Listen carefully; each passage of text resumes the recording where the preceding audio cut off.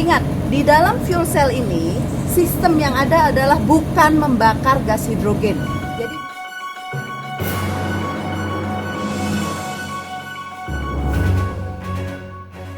halo, ketemu lagi di channel Enia. Kenapa sih kita membuat kendaraan bermotor hidrogen? Nah, dari cerita singkatnya nih, dulu kita membuat motor ya dengan skala fuel cell-nya itu 500 watt. Lalu kita membuat fuel cell vehicle yang roda 4 dengan skala fuel cell-nya itu 1 kW. Lalu saya akan memperkenalkan Golf Car baterai photovoltaic fuel cell yang fuel cell-nya berskala 2,5 kW. Nah, kenapa Golf Car nih?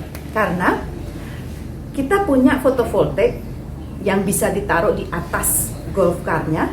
Lalu dari sistem itu kita ingin mengenalkan gimana sih baterai yang berfungsi sebagai buffer tank untuk seluruh energi listrik di dalam Golf Car itu bisa diisi baik dari photovoltaik maupun dari fuel cell.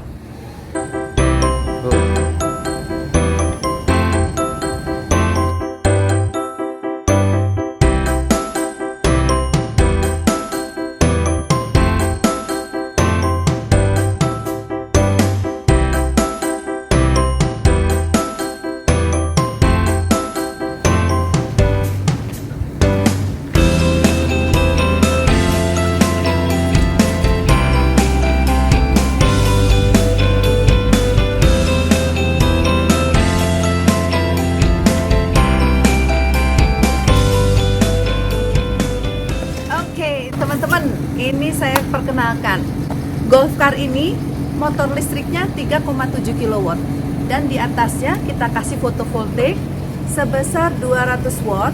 Tetapi ini photovoltaik bekas nih, udah 10 tahun mungkin ya di laboratorium dan itu kita manfaatkan kembali. Untungnya powernya masih sekitar around 50-60%. Jadi itu kita manfaatkan untuk mensuplai energi listrik ke dalam baterai. Jadi dari fotovoltaik masuk ke baterai. Oke, terus di sini kita mengintegrasikan. Jadi ini ada berbagai komponen yang mungkin kita ngambil dari tempat lain ya. Kita masukkan ke sini. Intinya kita mengintegrasikan fuel cell yang skalanya 2,5 kW. Dan di sini kita pasang fan ya. Ini masih kita improve nih untuk fan-nya lebih optimum lagi. Lalu di sini kita mengintegrasikan sistem yang ada. Ini kontrol untuk solar cell-nya, ini kontrol untuk fuel cell-nya. Lalu di sini perangkat-perangkat yang digunakan untuk supply listrik ke dalam Golf Car-nya. Lalu di sini ini bekas juga nih. Ini sebetulnya dari solar cell ya, tapi ini kita fungsikan sebagai DC-DC converter. Nah, integrasi inilah yang kita lakukan. Dan kenapa sih kita membuat mobil ini? Karena satu, listrik dari fuel cell yang dihasilkan dari tabung hidrogen kita masukkan ke dalam baterai.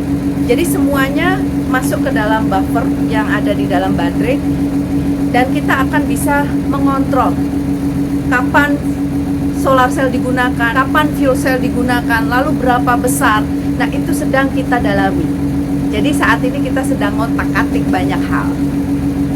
Nah, ini gimana asupan hidrogennya dan posisi baterai. Jadi kita lihat nih, hidrogennya ada di dalam tabung merah ya. Seperti biasa ini besarnya 1 meter kubik yang bertekanan 150 bar kita gunakan saat ini, bukan yang high pressure tank ya.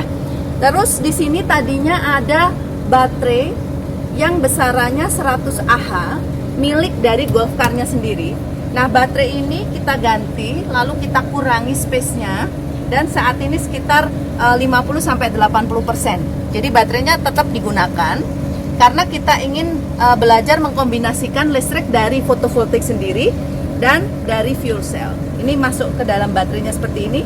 Lalu kita lihat gasnya ini dari sini masuk ke dalam fuel cell ya. Jadi kita gunakan seperti itu. Gas yang ada di bawah jok itu akan masuk ke dalam pipa ini, lalu masuk ke pressure gauge ya di sini, lalu masuk ke fuel cell. Ingat, di dalam fuel cell ini sistem yang ada adalah bukan membakar gas hidrogen. Jadi di sini adalah proses elektrokimia menghasilkan proton, jadi hidrogen dikonversi oleh katalis, umumnya platina ya, lalu menggunakan karbon elektrod, dikonversi menjadi proton, proton lalu bertemu oksigen, yang saat ini karena ini tipe fuel cell-nya adalah open cathode, di mana oksigen itu berasal dari udara, jadi kita masukkan ke dalam fuel cell di sini. Tentu saja oksigen dari udara tidak banyak ya, tapi dengan model yang begini, ini masih kita optimumkan. Jadi bagaimana memasukkan oksigen sebanyak mungkin walaupun dari udara. Nah, oksigennya bertemu dengan proton, itu menghasilkan air.